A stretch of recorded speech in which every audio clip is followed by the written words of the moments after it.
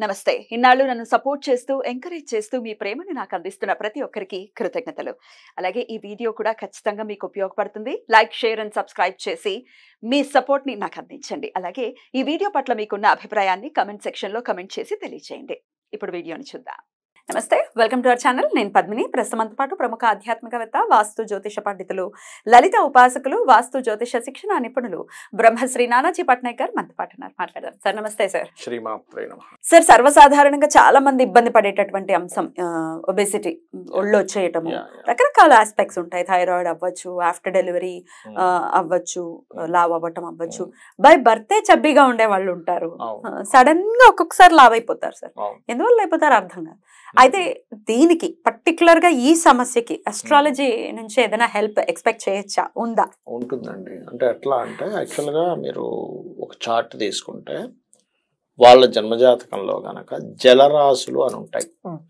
జలరాశికి గనక లగ్న సంబంధం ఏర్పడి గురువు పర్టికులర్ గా కనెక్టివిటీ ఉంటే వాళ్ళు లావ్ అవుతారు. గురువు వల్లనే లావా? గురువు వల్ల సమ్ టైమ్స్ సాటర్న్ కూడా ఇస్తాడు, ఇవ్వడం కాదు. జూపిటర్ ఏంటంటే ఫ్యాటిక్ కారకుడు, లావ్ ఇస్తుంది. కొంతమంది ఏంటంటే వాళ్ళు ఉబ్బిపోతుంటారు కానీ వాళ్ళు ఏం పెద్ద ఇది ఉండదు, వాయుతత్వ రాశుల వల్ల అట్లా వస్తుంది. అంటే ఇప్పుడు ఏంటి, వాళ్ళు దానివల్ల సఫర్ అవుతున్నారు అనుకోండి. ఏ ప్లానెట్ లగ్నాన్ని కనెక్టివిటీ వచ్చిందో దానికి సంబంధించిన దానం ఇవ్వడం చేయాలి. అంటే వీళ్ళు చేసే ఎక్సర్సైజ్ వీటితో పాటు దైవ సంబంధంగా, గ్రహ సంబంధంగా ఈ దానం ఇవ్వడం చేస్తూ ఉండాలి. కానీ కొన్నిసార్లు ఏమవుతుందంటే చిన్నప్పుడు అంతా బాగా లా ఉండే ఒకే వచ్చి సన్నబడిపోతారు చూసారా, అప్పుడు దశ మారుతుంది. అప్పుడు అగ్నితత్వ రాశుల్లో ఉండే గ్రహం యొక్క దశ వచ్చింది అనుకోండి, సన్నగా అయిపోతారు మనిషి.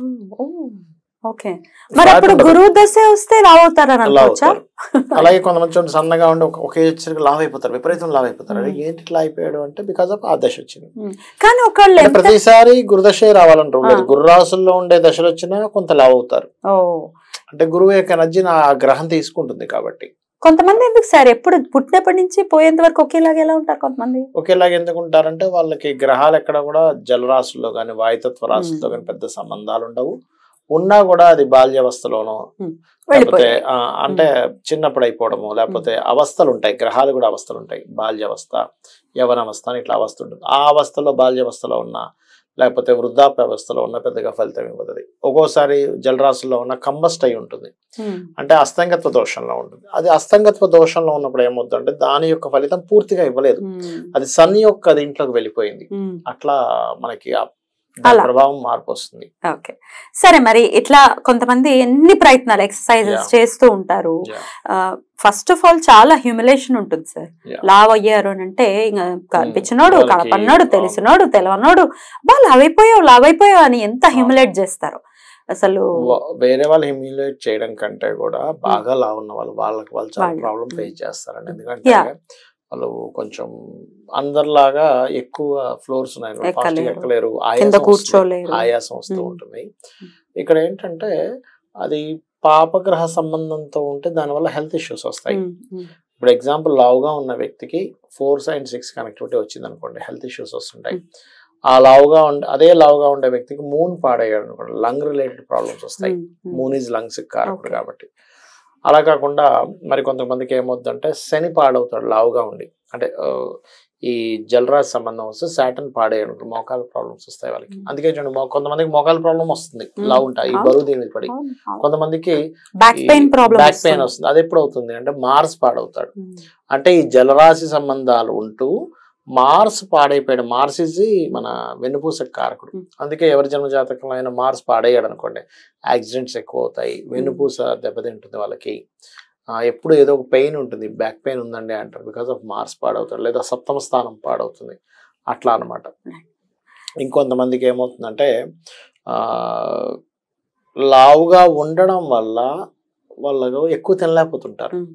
వాళ్ళకి అప్పుడు సన్ సైన్ అండ్ మెర్క్యూరీ పాడవుతాడు.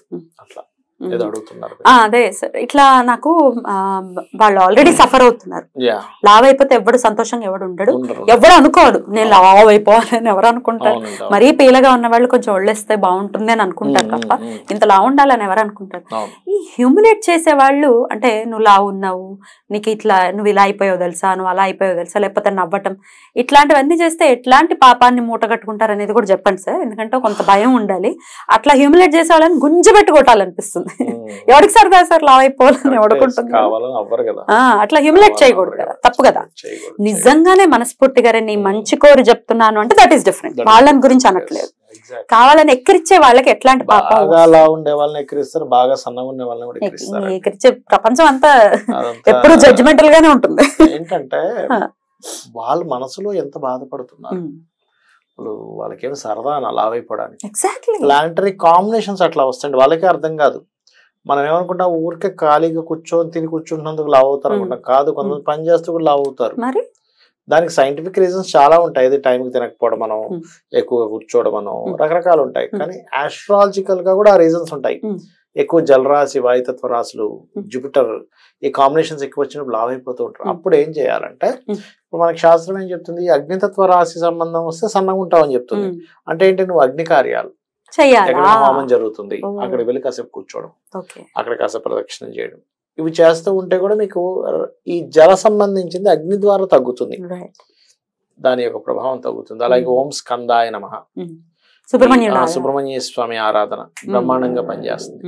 ఇంకా మనగా సైంటిఫిక్ గా వాళ్ళు తీసుకునేటువంటి ఫుడ్ లో మార్పులు చేసుకుని అవి చేస్తూ ఉంటే క్లియర్ అయిపోతుంది. వాకింగ్ చేయడం కూడా డెఫినెట్ గా అటు శని భగవానుడి ప్రీతి పొందుతారు, ఇటు ఈ లావు సమస్య కూడా. కాకపోతే పాపం సమస్య ఏంటంటే లావు ఉండేవారు ఎక్కువసేపు వాకింగ్ చేయలేరు. మరి ఓవర్ గా ఉంటే, కొంచెం లావు ఉంటే చేయగలుగుతారు, మరి ఓవర్ గా ఉంటే ఎక్కువ వాకింగ్ కూడా చేయలేరు, కాళ్ళు నొప్పులు వచ్చేస్తుంటాయి పాపం వాళ్ళకి. అది రైట్ సార్.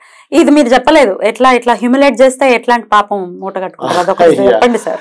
మంచిది అడిగారు. అంటే ఏం లేదమ్మా, ఇక్కడ లావుదనానికి గురువు కారకుడు. నువ్వేం చేస్తున్నావు, గురుత్వ సంబంధించిన దాని వల్ల వచ్చినటువంటి దాన్ని, అంటే గురువు శని ఇద్దరు కారకులు అవుతారు. నువ్వు అవతల వ్యక్తిని ఎక్కిరించడమో చేస్తున్నావు, అవతల వ్యక్తి బాధపడతాడను, ఇవి నువ్వు అర్థం చేసుకోవట్లేదు. సరదాగా ఆ టైంకి నవ్వుతాడేమో, కానీ లోపల మాత్రం ఇన్సైడ్ గా బాధపడతాడు. నలుగురిలో నువ్వు జోక్ చేసావు, వచ్చేసా సిలిండర్ వచ్చేసింది, రకరకాల మాటలు మాట్లాడతావు, నాకు చాలా బాధ వేస్తుంది చూసినప్పుడు అన్నప్పుడు. ఆ తాత్కాలికంగా నువ్వు అందరూ నవ్వుకుంటారు, కానీ అతను కూడా నవ్వినట్టే ఉంటాడు, అమ్మాయి కావచ్చు అబ్బాయి కావచ్చు. లోపల ఏదైతే ఆ బాధపడతాడో అది గురుత్వ సంబంధించిన దోషము, శని సంబంధించిన దోషాలు ఏర్పడతాయి. అంటే ఏమిటి, నీకు ఏదైతే న్యాయం జరగాలో అది జరగదు. ఒక్కోసారి నువ్వు ధర్మంగా ఉన్నా కూడా నీకు ఇబ్బంది కలిగే ఫలితాలు వస్తాయి అనిపిస్తుంది. ఏంటి, నేను కరెక్ట్ గా ఉన్నా, నాకు ఎందుకు ఇలా జరుగుతుందంట అని చేశారు. ఇట్లాగా ఎవరైనా గురుత్వ సంబంధించిన దోషం చేశారు అంటే, ఎవరినైనా మంచి భక్తుల్ని ఇబ్బంది పెట్టాం, లేదా బాగా లావుగా ఉన్న వాళ్ళని మనం అపహాస్యం చేశాము, ఇటువంటిప్పుడు ఇట్లా జరుగుతాయి. మెయిన్ ఇంకోటి ఏంటంటే, అది ఒక్కోసారి శని వల్ల వచ్చింది అవతల వాళ్ళకి ఇది. అంటే ఏంటి, ఆ కర్మ దాని తగ్గట్టుగా ఆ వ్యక్తి అనుభవిస్తుంది, నువ్వు అపహాస్యం చేస్తున్నావు, అందుకని అందులో కొంత కర్మ నువ్వు తీసుకోవాల్సి వస్తుంది. ఎందుకు వచ్చినవి ఇవన్నీ?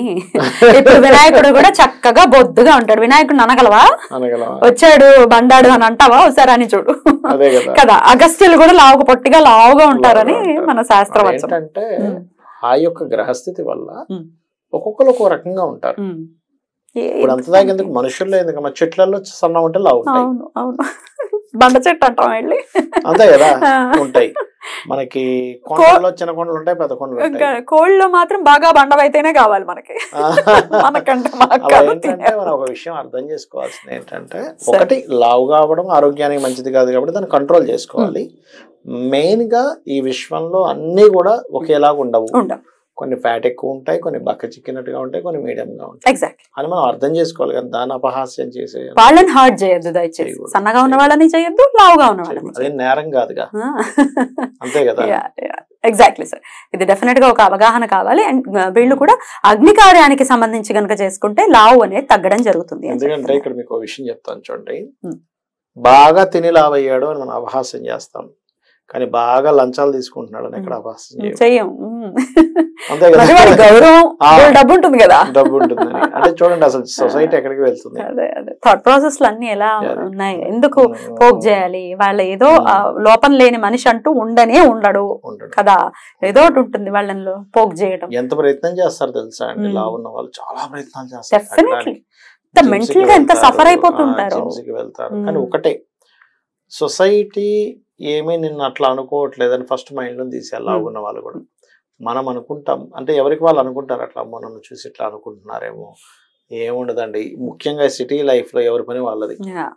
కానీ కొంతమంది ఉంటారు, కొంతమంది ఉంటారు ఏ పని, అంటే కొంతమంది పర్సనల్ గ్రడ్జ్ పెట్టుకొని కొంతమంది నేర్పిస్తూ ఉంటారు.